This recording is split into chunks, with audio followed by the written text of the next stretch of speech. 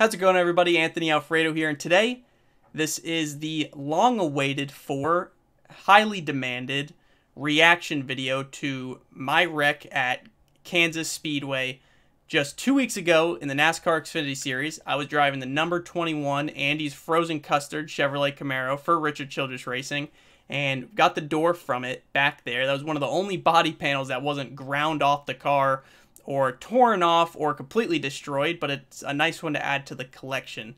So if you don't know, at Kansas Speedway we had a phenomenal race going for us, had a great shot at the win, probably the closest we've ever been all year, and it ultimately ended in a pretty spectacular crash where I actually went airborne, flipped over, and slid across the track on my roof, and eventually they had to flip me back over on 4 wheels.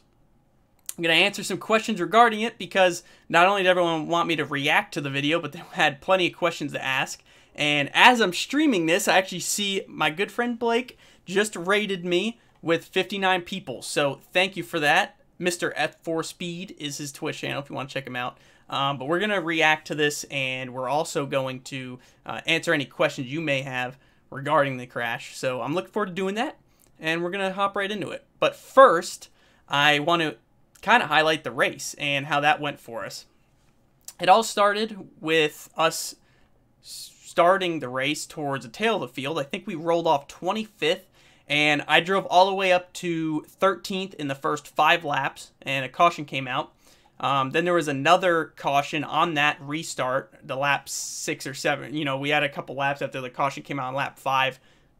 There was a huge crash, got a little bit of left side damage, but we were okay, made it through relatively unscathed, nothing too bad.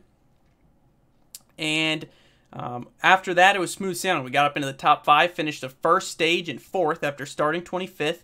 And the second stage, we finished 3rd. We ran top 3, top 4, top 3 the whole time from there on out.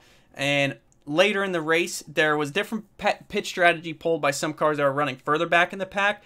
I think the race was ultimately going to come down to myself, the 98 car of Chase Briscoe, who ultimately won the race, and the 19 of Brandon Jones. We were faster than Brandon Jones, but in dirty air, I couldn't really make anything happen. I wasn't fast enough on the short run to get by him. I was hoping I would on the final restart, which we'll get to in a minute. And when it came down to as far as the 98 and I, we were tit for tat for each other. We were both pretty quick and could balance out. I think you know, he'd run half a tenth faster, I'd be half a tenth faster. We were pretty equal. He was a little better in one part of the track, I was a little better in the other. So on the final restart, it ended up being, I think we were restarting 7th, and the 98 was 8th outside of me. Everyone in front of us, the top 6, were on older tires. They had stayed out. We had just pitted. We were on newer tires. There had just been a restart. We only made about a couple laps. I think a caution came out, if I'm not mistaken. No. That was before that. Then we pitted for tires. So the 98 and I were side by side, first 2 cars on new tires. That restart right there, if you were to ask me, was what was going to determine who won the race. The 98, like I said, him and I were really equal, and I'm not sure if he was stretching his lead so far out that he was able to save a little bit, but I felt like our Andy's Frozen Custard Chevrolet Camaro was as fast as Xfinity Internet that night. We were going to have a shot to win the race, so whoever got through that lap traffic or the cars on older tires was probably going to win the race, and I wanted to be that car. So I was going to work through that traffic as quickly as possible, and with the new choose rule, I was on the bottom, the 98 chose the top. I'd gained a few rows from choosing the bottom. Pit crew did an awesome job, put us in that position, and we had a shot to, like I said, go after the win. Being on new tires there, I knew I was going to have to be aggressive, and I thought being on the bottom was the best place because I had a feeling that the guys in the higher line were going to get boxed in, and I was going to be able to come with a run, work my way to the front, them get stalled out, and me kind of grow a gap on them as I got through that traffic, and hopefully by the time I got to the lead, be way ahead of them. Well, anyways, all that fell apart because we got flipped over. We had a horrible crash on that restart, and that's a part of racing. That's how quickly things can change, and all that I just described to you is why you can't plan a NASCAR race, because things change. When a caution falls, your strategy can fall apart, or you have to come up with a new strategy. Everything changes so quickly, and I knew that, of course. I've been racing for a little while. This is my second to last race in the series this year, and when I was in that restart, that is where my mind went. A lot had changed. If the race rink went green before that, we might have won the race because we did have green flag pit stops, and we pitted 4 laps later than everyone. So that was hopefully going to pay off for us in the long run, but shoulda, woulda, coulda, right? And because all that changed, on that restart, that's where my mindset shifted to. That's all I was thinking about, was getting through there first. So, green flag drops. Kansas, as many of you know, has the apron. And when you go down there, you actually have, you can go below the white line, but after the start-finish line. So, had a great run on the bottom. As soon as I got to the start-finish line, I pulled down, went 3 wide. The car behind me went 4 wide on us off the racing surface, and we just... we didn't make it till turn 1, and we'll react to the video, and I'll let you all make your own opinion of it, but it was just hard racing at the end. All of us are on new tires. There are guys in the playoffs running for a championship.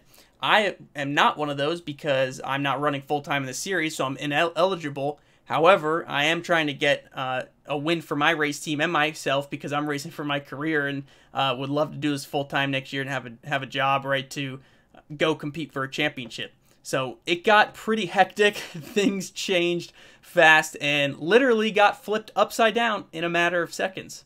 With that being said, we'll go ahead and react to this. Then we'll go answer some questions afterwards. So I've got YouTube open right here, and let's see what happens when we type in Anthony Alfredo. It's probably the first thing that comes up. Yep, here we go. So we'll watch. That's 8 minutes. Is there a short version for copyright reasons?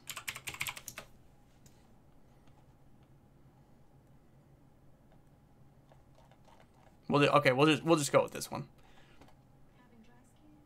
Oh, now I got an ad. We'll wait till his ad completes. I'm not trying to get a copyright claim on here.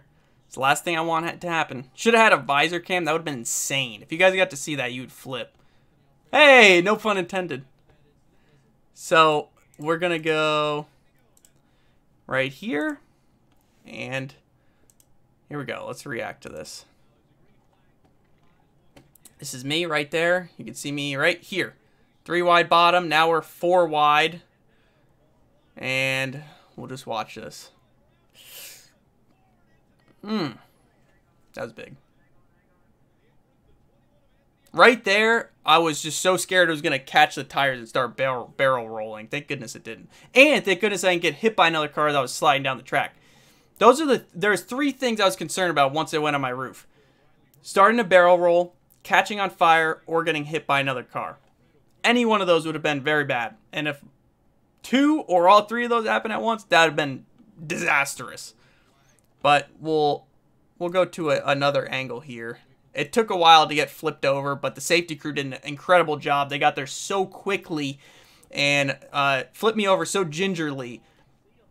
I thought it was going to be pretty abrupt, but see, that wasn't bad at all. That was very smooth, and because I wasn't injured and because I was conscious and everything and moving and able to answer them, told me to wait in the car and that they would flip me over rather than me try to get out, because when you're upside down, the only thing that's holding you in place is your seatbelt. So if you undo your belt, you'll just fall on your head, and some drivers actually injure themselves because they plop straight onto their head, and then, you know, they hit their head, and then it's difficult to get out. It's so tight inside the cockpit. As I was laying upside down, I was kind of figuring out how I was going to try to get out. But like I said, because I wasn't on fire, I was conscious, I wasn't injured, the best way to get me out was this right here. Just, you know, leave me in the car for a little bit and wait until they flip me over. And I know a lot of people got this picture here, but it took me a minute to catch my breath because after being upside down for so long, too, all the blood rushed to my head, and I was pretty dizzy.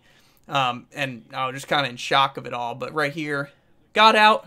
Give the fans, everyone at home watching, all my friends, family, and of course you, the Sauce Mafia, gave you all the thumbs up right here. Nice little wave and the thumbs up. We are good. But yeah, right here was this is the big moment. Oh my goodness.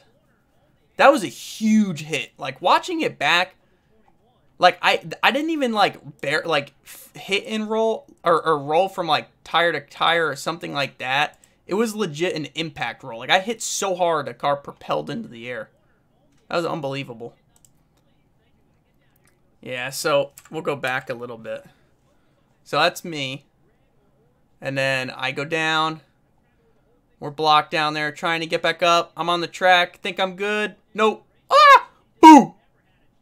That was huge. That was ginormous. And then we slid all the way down the track on our roof. Right there is where I thought it was going to tip and barrel roll, but it tipped back down, thankfully. There's a interesting front angle of it, too. Oh, yeah, this one. Here we go. This angle is crazy. I'm glad I could sit here and react to the video of the wreck with you all and answer questions about it, because it's a true testament to the safety innovations in NASCAR. Number one, the safer barriers for the impact, all the safety equipment, my seat belts, my Hans device, my seat, the cars themselves, and of course the safety crew doing their job to get me out. It was pretty wild. So now that we've watched a video and you've got my raw reaction, I don't love watching that back, but to be able to watch it back and know I'm okay says a lot, as I mentioned before, about all the safety innovations and everything that's implemented for driver safety in this sport. True testament to that, and pretty amazing, actually. So, what questions do we got regarding the notorious Kansas wreck?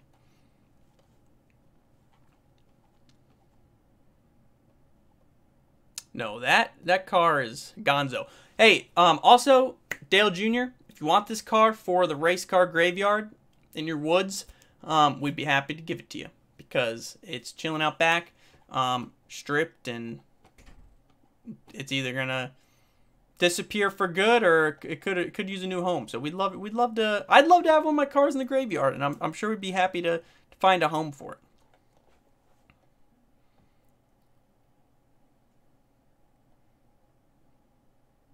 No, in real life, Maple, real life, Kansas, I know a lot of the faster cars were loose at Kansas. Kansas has a very low grip too. You definitely build tight as the run goes on, though. That's a very accurate thing. But I think as an iRacing, you start off neutral, so you build tight pretty quickly. So you have to start off on the free side. There are some moments I was really loose. Got a little too loose at times with an adjustment, but we got back to where we needed to be for the end of the race. Most sore body part after the wreck: neck, like sides, back of neck, shoulders, back, and for some reason my abdomen was really sore.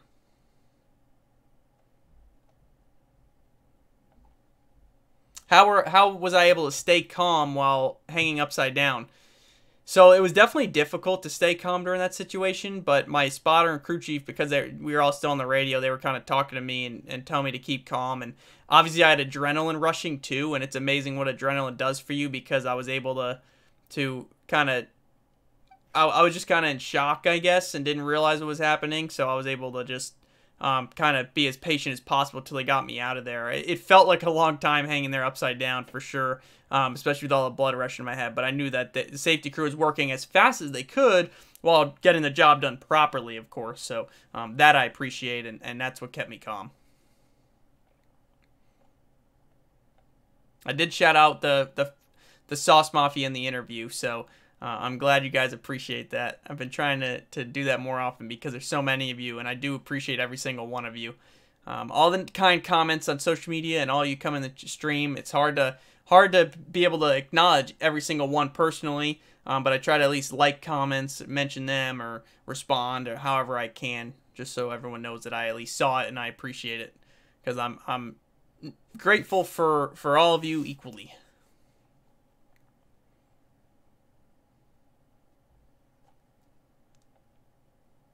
What did I do with my hands during that?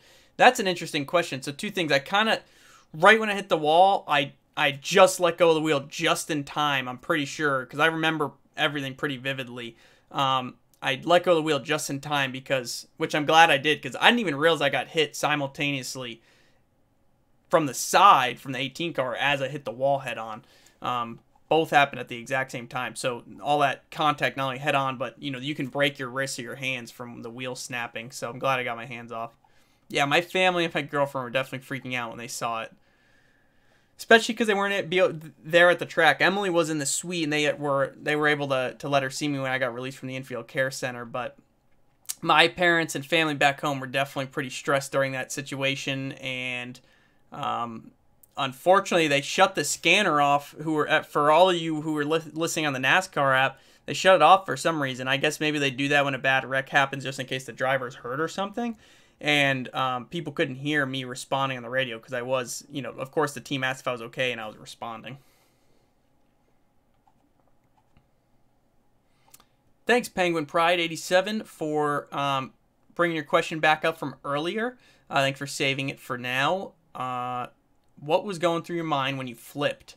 So it was kind of crazy because I've never flipped before, and I wasn't too thrilled. I was not even nervous. I was just like, oh no, no, no. Like, I'm laughing when I say that, but it's like, you're kind of freaking out, right? Because you can't, as a driver, or at least me, I never stop driving the car. Like, I hit and quickly released my wheel, and then I grabbed it again, and the car was upside down, and then it like tilted up on the wall, and I tried to keep driving it and like get it off the wall on 4 wheels, because as a race car driver, you try to always be in control, right? And when you're upside down, you're not in control anymore. You can turn the wheel as much as you want. You can push any pedal you want. Nothing does anything.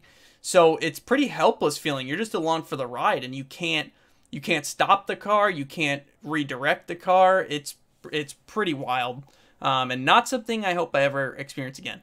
Hopefully, this whole wreck in general is the worst one I've ever had. Definitely was the worst in my career to date. Andy's frozen custard is amazing. That's why I've got this awesome hat on, and that's why they're on my race car in Kansas.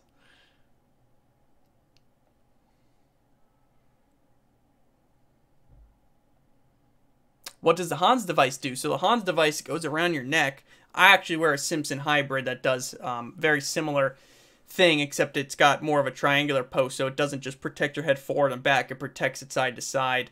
But what it does is your seatbelts go over it. The Simpson hybrid actually attaches to your body, and then your seatbelts hold you in place. And what happens is if you go, like, if you hit head on and your head flies forward, because you have the Hans device on, it's hooked to your helmet, and it stops your head from moving forward. So you don't break your neck or seriously injure your neck. It doesn't extend all the way to here. It'll just extend like that, just a little bit. Basically, the only movement you have is just enough to so you can look at your mirrors and stuff. The rest is to hold you in place in case of in case of an incident.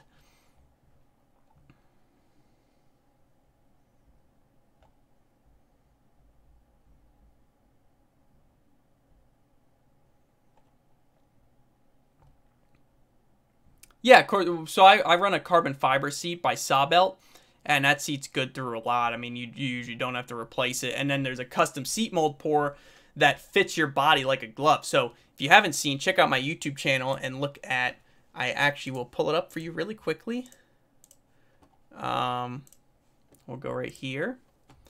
And it's the pouring a custom racing seat mold video on my channel. So it's from the beginning of the season. Here it is. How to make custom racing seat mold. So they pour this stuff in behind you, and it actually fills up and molds around you. So the seat fits just you, fits you and only you, and that keeps you safe, not only in of course a crash or any sort of wreck, but it actually helps hold you in place while you're racing, experiencing high loads and G-forces.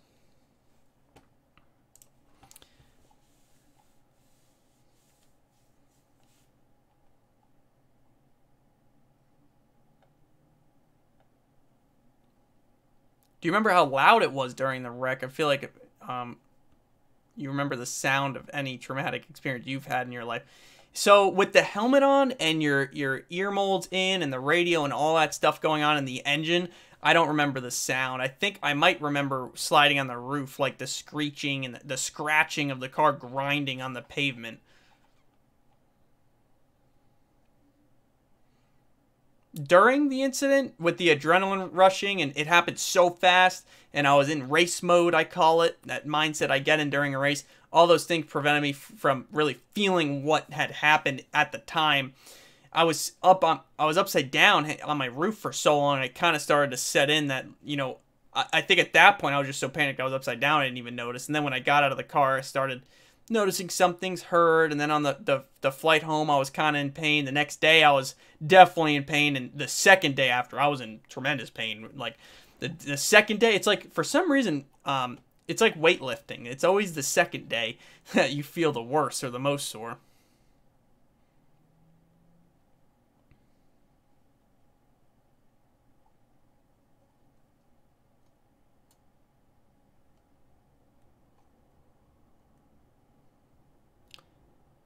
Okay, I gotta answer this question because this is a good one. T-Phrase74 asks, favorite concrete from Andy's. So I just posted on my Instagram story the other day. I love the Andy's custom concrete, and I either get sprinkles and waffle cone pieces or Oreos and pretzels. Each of those two combos are phenomenal. Tastes so bomb.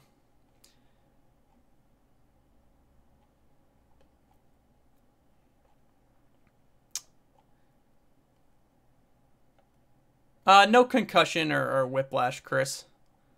The Hans device stands for Head and Neck Restraint System. As actually someone pointed out, Blaze pointed it out. Thank you, Blaze. That answers your question, A-Train.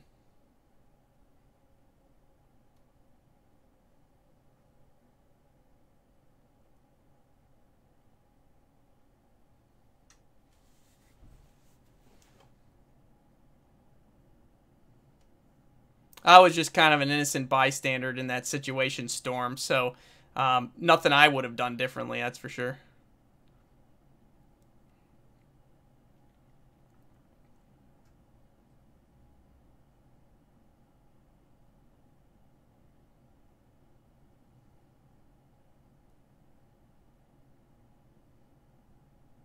Were you worried about if your fuel tank was damaged? There was actually some fluids pouring out onto the racing surface as I was crashing. When I stopped, the car stopped and then it tilted forward and the windshield was planted against the ground, and I could see it pooling up below me. So that was pretty scary. That was a moment where I was cutting all the power and freaking out. But we do have extinguishers that we could pull in the car to put out the fire. But at that, if that were to happen, I probably would have had to get out the car upside down on my own, which would have been pretty wild or difficult to do, and a little bit scary, even more scary of a situation. But because I didn't really hit with the back, the fuel cell was actually fine, and all that was okay. When I say fluid, it was mostly like radiator fluid and some other things like that. Lack, I love this question. What's in the infield care center and what are they doing there? So the infield care center is kind of like a doctor's office or a mini hospital, and all the great personnel that they have at the racetrack help check you out, give you a physical examination, check your head, your mind, your body, all things, make sure nothing hurts, make sure you're okay. They check in with you the following day and during that week, and you could always check in with them if you have any sort of issue. So they just really check and release the driver, right? That's why I say so-and-so driver has been checked and released from the infield care center, and that's always if you have any sort of on-track accident that prevents you from finishing the race and you have to get out of the car, you usually have to go to the infield care center.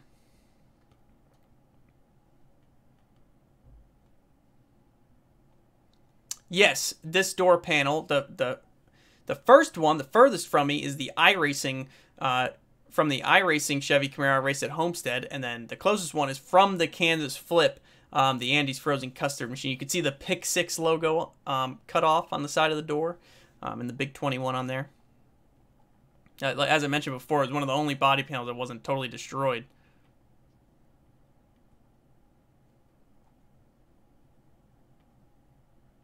Oh, Brendan, I love it. I love it. Thank you. Hopefully you'll see it. No, it didn't freak me out. NASCAR quoted me saying that I wish I could have flipped back over and kept digging, and that's exactly what my mindset was. To me, it was just one of those racing incidents where I was just bummed we were taken out of the race. I felt like we had a really fast car and we were going to be in position to win the race, not only just have a really good finish. So when that happens, it's disappointing, just like any other wreck. Even if I could have drove it back to the garage, but the day was ended. It was the same mindset as that, even though it was pretty. It was a wild ride and a pretty scary crash to some, but I seriously wanted to get back in the car and keep racing if I could have, and I had that mindset throughout the week leading up to Texas this past weekend, and I feel like that showed.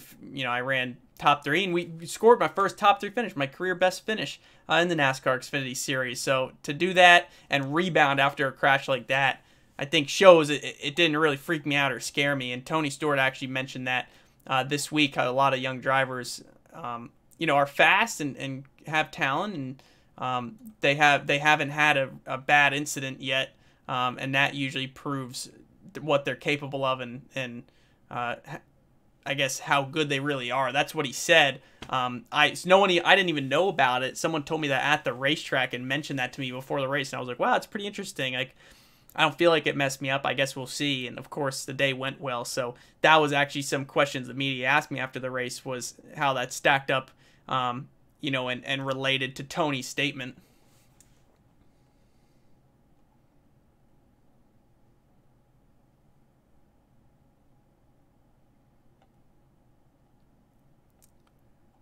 What other questions we got?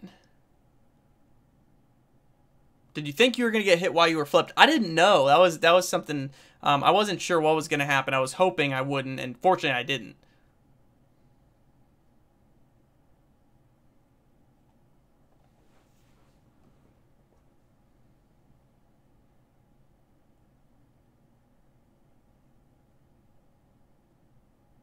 Thank you all for the kind words as well, and all the nice comments. Did it feel like time slowed down when you were wrecking? So the impact happened so quickly. It was like almost out of nowhere. I was just head on in the outside wall and hit by the 18 and propelled into the air. And at that moment, that's when it felt really slow. Was once I was upside down, everything was happening so slowly and weightlessly. It was one of the strangest feelings I've ever experienced inside a race car. Mainly because I wasn't in control, and that's what bothered me the most about it. I wasn't so shooken up from the impact or any of that, but as I was sliding upside down as a race car driver and always trying to be one with the car, to not be able to be in control of the car, make it do anything that you'd like it to, was the most nerve-wracking part. Did I feel dead at any point? No, no. Why would you ask that?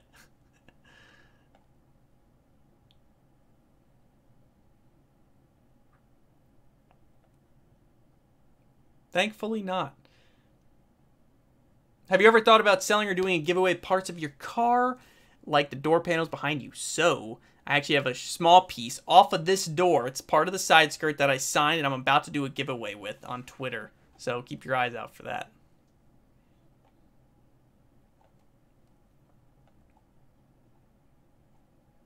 Some of the infield care is different at certain tracks, but there's a few specific people that are the same everywhere. Go to each race.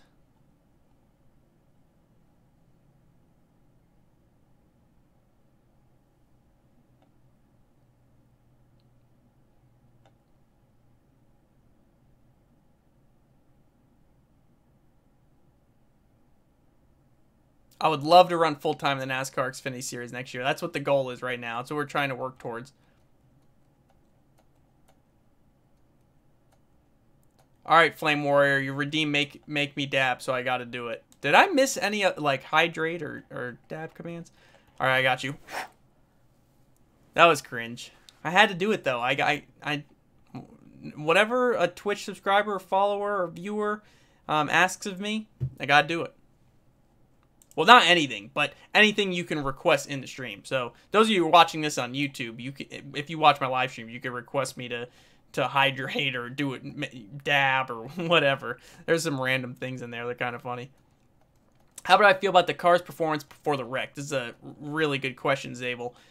It was great. We had such a fast Andy's Frozen Custard Chevrolet Camaro, and I believe we had a shot at the win. We ran, like I said, we started 25th, drove all the way up into the top 5, finished 4th in stage 1, finished 3rd in stage 2, and we're top 3 throughout the remainder of the night, and we're in position to win the race. I think that was the closest we've ever been to winning a race so far this year, actually. Or the most consistent throughout a whole race we've been, being in contention throughout the race. Texas this past weekend is the closest we've ever been to winning a race because we were running 2nd with 10 to go and ultimately ended up 3rd. 2 dabs and 6 hydrates. Okay, dab, dab. So that's the other 2 dabs, and then I got a hydrate. Check out this water bottle too. Put some decals on there. All right. Any other questions before I end the stream?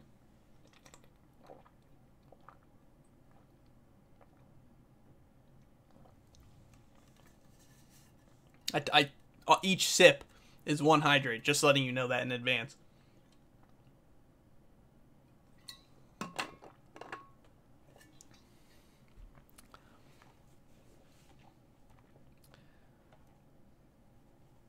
Sean Taylor, after having a bad wreck like that, does it get in your head for the next races getting into the car? That was a question I answered before. I never had anything that crazy. I actually did have a pretty bad wreck at Texas last year, the first Texas race in the truck, and went back to Texas later in the year. Went and raced a couple weeks later, was fine, and went back to Texas later in the year and almost won the race.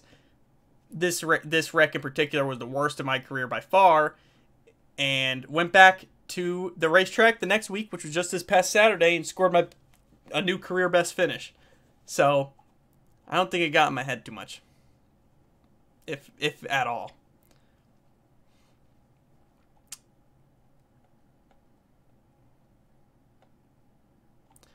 All right, everyone. Well, I am going to close out this part of the stream, but the stream is not going to end yet.